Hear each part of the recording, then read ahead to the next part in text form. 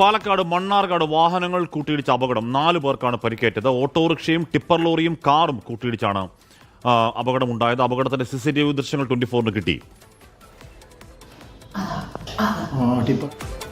അതിന്റെ ദൃശ്യങ്ങളാണ് പ്രേക്ഷകർ കാണുന്നത്. ടിപ്പർ ലോറി നേർക്കുനേർ ഓട്ടോറിക്ഷയും ടിപ്പർ ലോറിയും കാറും കൂട്ടിയിടിക്കുന്നുണ്ട്. അപ്പോൾ അതിൽ 4 പേർക്കാണ് പരിക്ക്.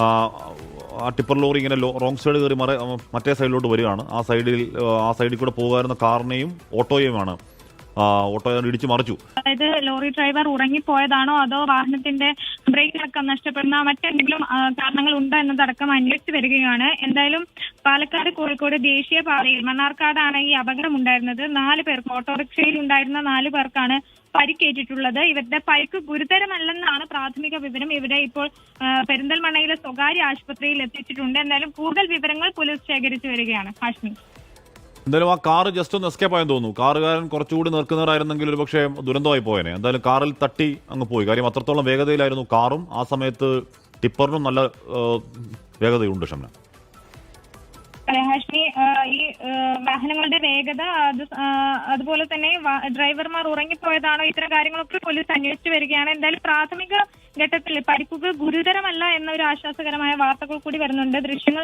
CCTV ദൃശ്യങ്ങൾ പുറത്തു വന്നതിന് പിന്നാലെ കൂടുതൽ അന്വേഷണം വ്യാപിപ്പിച്ചിട്ടുണ്ട്.